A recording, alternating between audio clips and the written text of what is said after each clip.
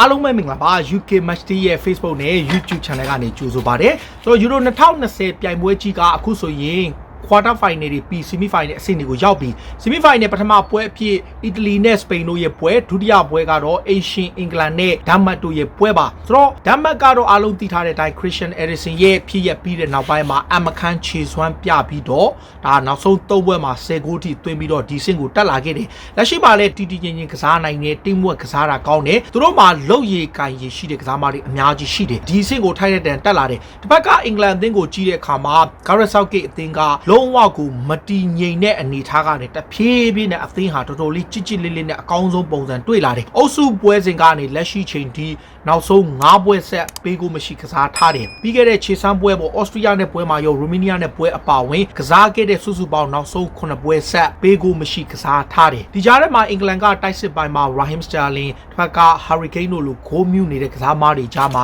အင်္ဂလန်ဟာယုံကြည်မှုအတိုင်းအတာတစ်ခုထိကိုရှိလာတယ်ဆိုတော့ဒီပွဲကအင်္ဂလန်အတွက်ခွင့်ရေးလာအင်္ဂလန်အနေနဲ့ယူရိုပြိုင်ပွဲမှာထူးထူးခြားခြားအောင်မြင်မှုမရှိပါဘူးဒီနှစ်သိန်းကြားမှာဘယ်သူအောင်မြင်လဲကြည့်ရင်ဒိန်းမတ်က1992မှာ European Champion ဖြစ်တဲ့ယူရိုသမိုင်းတစ်လျှောက်မှာ Semi Final ဆင့်ကို4ချိန်တက်တယ်အင်္ဂလန်ကတော့96မှာ Semi Final အမြင့်ဆုံးတက်ပြီးတော့25နှစ်အကြာမှာနောက်ထပ်တစ်ချိန် Semi Final ကိုတက်လာတယ်ဆိုတော့ Gareth Southgate နဲ့အင်္ဂလန်အတွက် Ukraine ကိုဂိုးပြတ်နိုင်ပြီးတဲ့ပွဲမှာဒီပွဲဟာသူတို့အတွက်လုံလောက်တဲ့ယုံကြည်မှုဒိန်းမတ်ကိုကြော်ဖြတ်နိုင်ဖို့လွယ်ကူကူရှိမလားဆိုတဲ့မေးခွန်းပေါ့ဒီနှစ်သိန်းဟာဒီဘက် recently မှာလည်းတော်တော်လေးတွေ့ထားကြတယ်အင်္ဂလန်ဟာနောက်ဆုံး17ပွဲဆက်ရှုံးပွဲမရှိကစားထားတယ်ပြီးခဲ့တဲ့2018ကမ္ဘာဖလားပြိုင်ပွဲမှာရောအခုလက်ရှိပြိုင်ပွဲမှာဆိုရင် back to back ပြိုင်ပွဲကြီးနှစ်ခုကို semi final တက်တယ်အင်္ဂလန်အနေနဲ့စတိုက်3ပွဲဆက်နိုင်ထားတယ်သူတို့အသင်းဟာတကယ်ကိုယုံကြည်မှုအပြည့်နဲ့9ပွဲဆက်ယူရိုမှာဆိုရင်5ပွဲဆက်ပေးကိုမရှိကစားထားတယ်တစ်ဖက်ကဒန်မတ်ကတော့လက်ရှိမှာနောက်ဆုံး3ပွဲဆက်နိုင်ထားတယ်ဒါအပြင်ဒိန်းမတ်အသင်းအနေနဲ့ Eriksen ရဲ့ဖြစ်ရဲ့အပြီးမှာကစားမတွေရဲ့စိတ်သက်ပိုင်းဆိုင်ရာယုံကြည်မှုကစားမတွေပိုရရှိလာတဲ့အခွန်အားတွေဟာ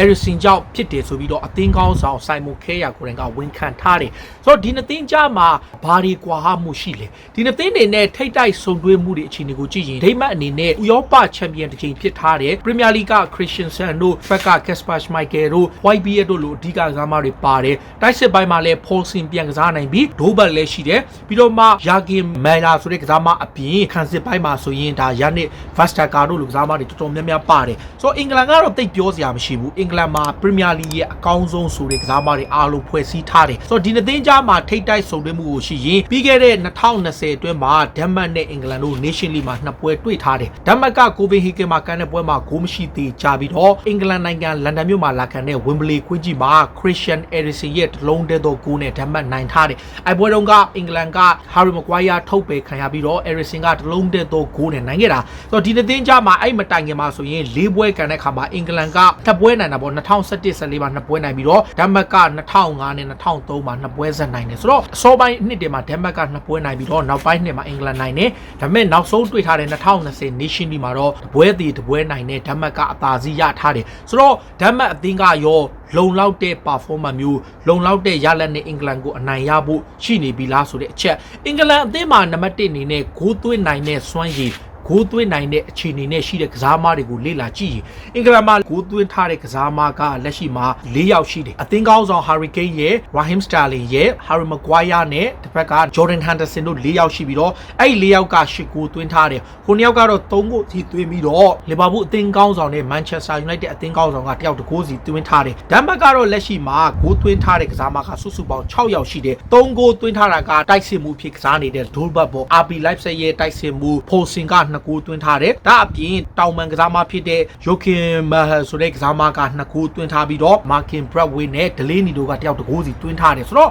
ဒန်မတ်ကကစားသမားပူများတယ်ဂိုးသွင်းစွမ်းရည်ဒါပေမဲ့ဒန်မတ်အနေနဲ့အဖွင့်ပွဲတုန်းကဖင်လန်ကိုတဂိုးပေးရတယ်ရုရှားကိုတကူပေးရတယ်ဘယ်ဂျီယမ်ကို2ဂိုးပေးရတယ်ပြီးတော့မှချက်ကိုတကူပေးရတော့စုစုပေါင်း5ဂိုးပေးထားတယ်အဲ့ဒီတစ်ချက်ကတော့ဒန်မတ်ခံစစ်ကိုနည်းနည်းလေးမေးခွန်းထုတ်စရာရှိတယ်ဒါပေမဲ့လက်ရှိအနေထားအရဒန်မတ်အသင်းကိုကျွန်တော်ကြည့်တဲ့အခါမှာပရီးမီယာလိဂ်က Christensen ရဲ့ Yannick Vertonghen ရဲ့ပြီးတော့မှအသင်းကောင်းဆောင် Simon Kjær ရဲ့ခံစစ်3ယောက်ဒန်မတ်က3 back position ကစားတယ်ပြီးတော့မှကွင်းလယ်မှာ YPL တို့ Delaney တို့နဲ့စစ်ထားပြီးတော့မှတိုက်စစ်မှာတော့ဒိုးဘက်ကိုအထောင်ထား Ramsey Martin Braithwaite တို့နဲ့ကစားတယ်ဒီကြားထဲမှာ Paulsen စာကြန့်ခိုင်မှု မှုပြေဝမယ် 100% ဆို pulsing ကစားနိုင်တယ်အင်္ဂလန်အသင်းကိုကြည့်ရင် Gareth Southgate အနေနဲ့ကစားခဲ့တဲ့ပွဲတွေအားလုံးမှာ game by game ပြိုင်ပတ်ရဲ့အခြေအနေပေါ်မူတည်ပြီးတော့ကစားကွက်မျိုးစုံပြောင်းလဲထားတယ်ဆိုတော့ဂျာမနီနဲ့ပွဲမှာ 3 back position သွားတယ်စောပိုင်းပွဲတွေမှာခန်းစစ်4ယောက်ပုံစံသွားတယ်ဒီနေ့ပွဲကဓာတ်မှတ်အနေနဲ့ခန်းစစ်ပိတ်ကစားတဲ့အသင်းမှုတ်တဲ့အတွက်ကြောင့်တေးကြတယ်သူတို့ကခန်းစစ်4ယောက်ပုံစံကစားမယ်အင်္ဂလန်အခုလိုင်းရက်ကတီးတသားကြီးပြတိတ်ပြောင်းလဲမရှိတော့ဘူးတနေရာပဲရှိတယ်ဗျာတိုက်စစ်မှာ Harry Kane ရှိမယ်ဂိုးသမား Jordan Pickford လက်ရှိပြိုင်ပွဲမှာ clean sheet 5 ချိန်ရထားလို့တော်တော်လေးကိုလက်စွမ်းပြနေတဲ့ဂိုးသမား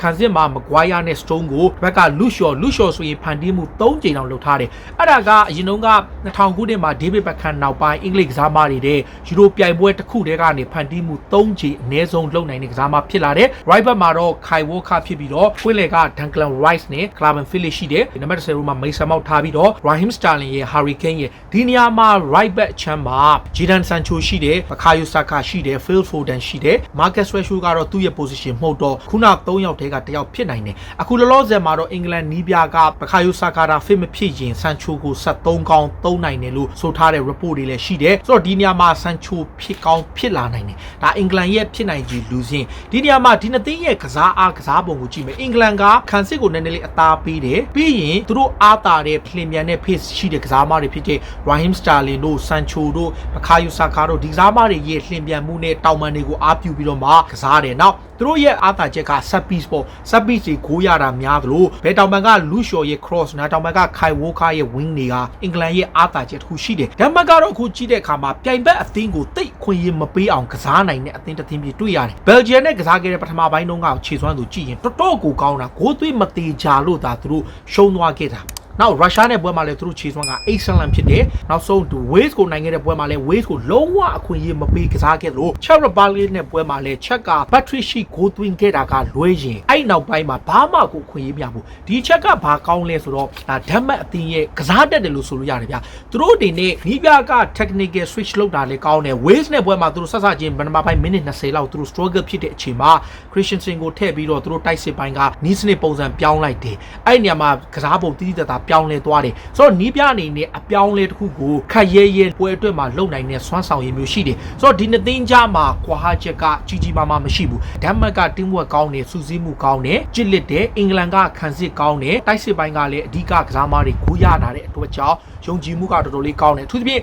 ဂိမ်းကိုပဲဖြစ်ဖြစ်စတာလင်ပဲဖြစ်ဖြစ်ဘသူကိုရအေဒီယာထဲမှာဆိုရင်ဒီကစားမားတွေကကိုရဖို့သိကြလို့ဖန်တီးပေးနိုင်တဲ့ကစားမတွေရှိတယ်။ကန်ရမှာကအင်္ဂလန်နိုင်ငံလန်ဒန်မြို့က Wembley Queen ကြီးပြည်သက်6000ကျော်ရှိတယ်။ဆိုတော့အင်ရှင်အဖြစ်ကစားတဲ့အင်္ဂလန်အသင်းအနေနဲ့ဒီပွဲမှာဘာတွေလုပ်ပြနိုင်မလဲ။ယူကရိန်းကိုကစားခဲ့တဲ့ပထမပိုင်းတုန်းကသူတို့အသင်းရဲ့ခြေစွမ်းဒုတိယပိုင်းမှာယူကရိန်းအားပါတဲ့ဘေးတောင်ပန်ကိုတားဆီးနိုင်ခဲ့တာကအင်္ဂလန်နီးပြကို credit ပေးရမယ်။ဆိုတော့ဒီပွဲမှာအင်္ဂလန်ရဲ့အားနည်းချက်အားသာချက်နဲ့ဒိန်းမတ်ရဲ့အားသာချက်အားနည်းချက်ဟာတိတ်မကွာကြဘူး။ဒါပေမဲ့ Premier League အခြေစိုက်ကစားမတွေများတဲ့ဒန်မတ်ကဒီ Premier League မှာပဲတကယ်ကစားမကောင်းတွေပါတဲ့အင်္ဂလန်ကိုဘလူးတုံ့ပြန်ကစားမလဲထော်တန်ကကွင်းလေက White Bear ဟာဒိမတ်ရဲ့အဓိက defensive midfield player ဖြစ်လို့သူ့ရဲ့အရေးပါမှုနောက် Kasper Schmeichel Christensen Vestergaard တို့လိုအတွေ့အကြုံရှိတဲ့ကစားမတွေကြောင့်လေဒန်မတ်အနေနဲ့ဒါအင်္ဂလန်မြေမှာတစ်ခုခုလုပ်ပြနိုင်တယ်remember ဖြစ်ရမှာကဒန်မတ်ဟာ1992မှာအခုလိုမျိုးလုံးဝမထင်မှတ်တဲ့အခြေအနေတွေကနေချန်ပီယံဖြစ်ဘူးတဲ့ယူဂိုစလာဗီးယားနဲ့ကန်တဲ့ခြေစပွဲသူတို့ရှုံးသွားလို့ယူဂိုစလာဗီးယားခြေစပွဲအောင်လို့ဒိမတ်က holiday သွားကြတဲ့အချိန်ကမှစပြီးတော့မှယူဂိုစလာဗီးယားဟာသူ့နိုင်ငံပြည်တွင်းပြဿနာကြောင့်ပြိုင်ပွဲကထုတ်ပန်ခဲ့ရတဲ့အခါမှာ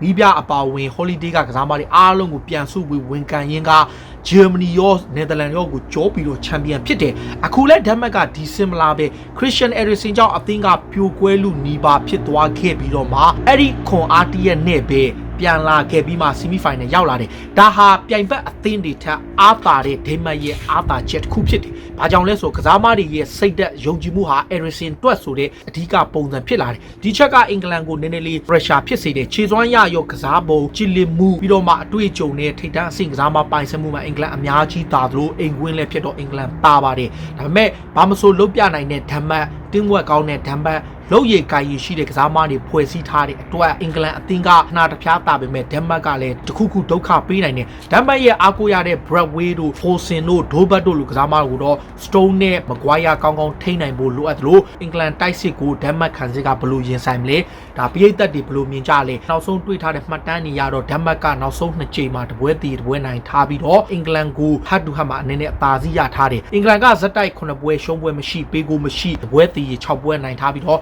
ဒန်မတ်ကတော့နောက်ဆုံး3ပွဲမှာ10ဂိုးသွင်းထားတယ်ဆိုတော့ပိတ်သက်တွေအနေနဲ့အဲ့ဒီပွဲအပေါ်ဘလို့မြင်လဲကိုယ့်ရဲ့ထင်မြင်ယူဆချက်တွေဝင်ဘလီမှာကံမှာဖြစ်လို့အင်္ဂလန်အသာကြီးတာနိုင်မယ်လို့ထင်သလားဒန်မတ်ကရောဘာတွေလုပ်ပြနိုင်မလဲဘောလုံးဆိုတာဘာမဆိုဖြစ်နိုင်တဲ့အတွက်ကြောင့်ပိတ်သက်တွေအတွက်50-50ပဲပိတ်သက်တွေဘလို့မြင်ကြလဲကိုယ့်ရဲ့အမြင်လေးတွေကိုကွန်မန့်မှာဝင်ရောက်မှတ်ချက်ပေးရေးသားကြပါလို့ပြောရင်အားလုံးကိုကျေးဇူးတင်ပါတယ်အရေးတော်ပုံအောင်ရမည်